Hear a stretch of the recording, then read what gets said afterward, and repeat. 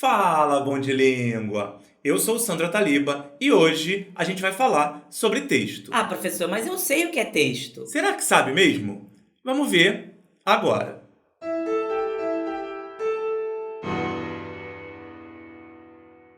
Todo texto é formado por palavras, mas nem todo conjunto de palavras é um texto. Se eu chegar aqui e falar azul, melão, concordar realmente, você vai achar que eu estou tendo um treco, que minha mente deu tilt. Para a gente dizer que um conjunto de palavras forma um texto, elas têm que estar organizadas e passar uma mensagem, transmitir uma informação, como essas palavras que eu estou falando para você. Uma coisa que eu sempre gosto de fazer ao analisar um texto é considerar que ele tem três dimensões. Mas o que isso significa? Quando a gente estuda geometria, a gente aprende figuras planas, que são figuras bidimensionais. Bi significa dois e dimensão é o mesmo que medida. Nesse caso, a gente basicamente está falando de largura e altura.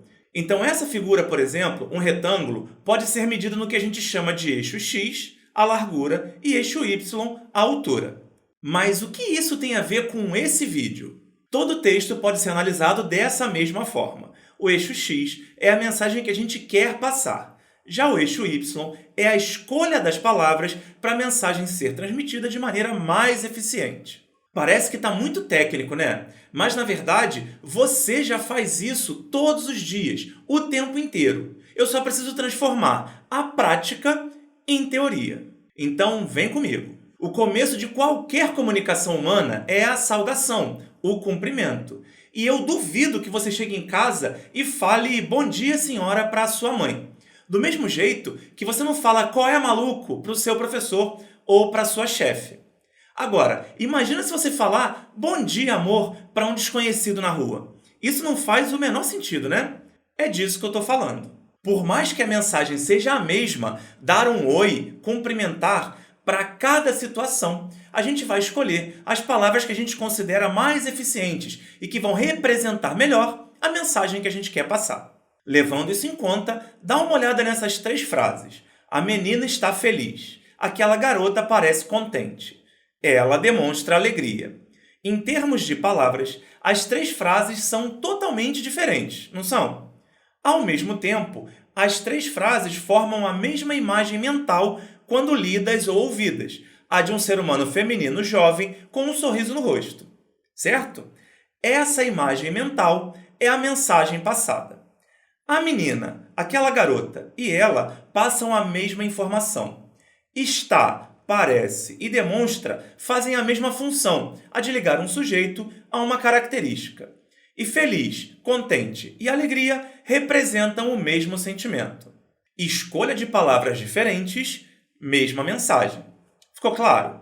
Agora, voltando para a geometria, se eu quero transformar uma figura plana em tridimensional, a gente acrescenta mais uma dimensão, o comprimento ou profundidade. Assim, aquele retângulo vira um paralelepípedo. Mas o que significaria a profundidade num texto? Vamos voltar para aquela representação? Onde a gente tem a mensagem a ser passada, eu vou completar essa informação. Eu vou chamar de mensagem explícita. O que significa explícito? Algo visível, claro, sem disfarce. No nosso caso, a mensagem que qualquer pessoa consegue entender quando ouve ou lê um texto. Assim, a profundidade vai ser dada pela mensagem implícita, aquilo que não é dito, mas pode ser entendido. Ou seja, é aqui que a gente separa quem sabe ler de quem realmente sabe ler. Porque ler é muito mais do que simplesmente saber que B com A faz Bá. É mais do que reconhecer as palavras, é entender todas as informações que vêm junto com o texto. Então, a gente pode dizer que, quanto mais profundo o texto, mais difícil vai ser para ele ser interpretado. Se a gente voltar para aquelas três frases, a gente pode dizer que elas não têm muita profundidade. O máximo que a gente consegue interpretar é que alguma coisa boa aconteceu com a menina, certo? Agora, vamos ver um outro exemplo mais profundo. Dá uma olhada nessa frase. Você não pode mudar as pessoas ao seu redor, mas pode mudar as pessoas ao seu redor. No primeiro momento, ela parece não fazer sentido. Como assim? Você não pode, mas pode? O que parece ser um erro na escolha das palavras, na verdade, é a construção de uma mensagem muito mais profunda. Você já conseguiu entender? Se não conseguiu, pausa o vídeo rapidinho e tenta. O que essa frase quer dizer é: você não pode mudar a atitude das pessoas com quem você convive, mas pode trocar essas pessoas, passar a conviver com pessoas diferentes. Agora fez sentido, né?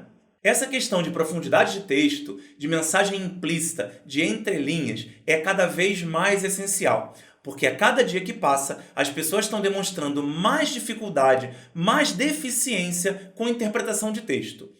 Principalmente no que a gente vai falar a seguir, que são os textos literários. Saindo da parte conceitual e indo para a mais prática, a gente pode classificar os textos em dois grandes grupos: os textos literários e os não literários. Os textos literários são textos mais subjetivos e geralmente tratam de ficção. Em alguns casos, inclusive, como nos poemas, o foco está mais na forma do que no conteúdo. Ou seja, importa mais como eles são escritos do que o que eles querem dizer. Outros gêneros que se destacam nesse grupo são os contos e os romances. Já os textos não literários são mais objetivos, mais diretos e geralmente trabalham com a realidade. Notícias, manuais e biografias estão entre os gêneros que se destacam nesse grupo.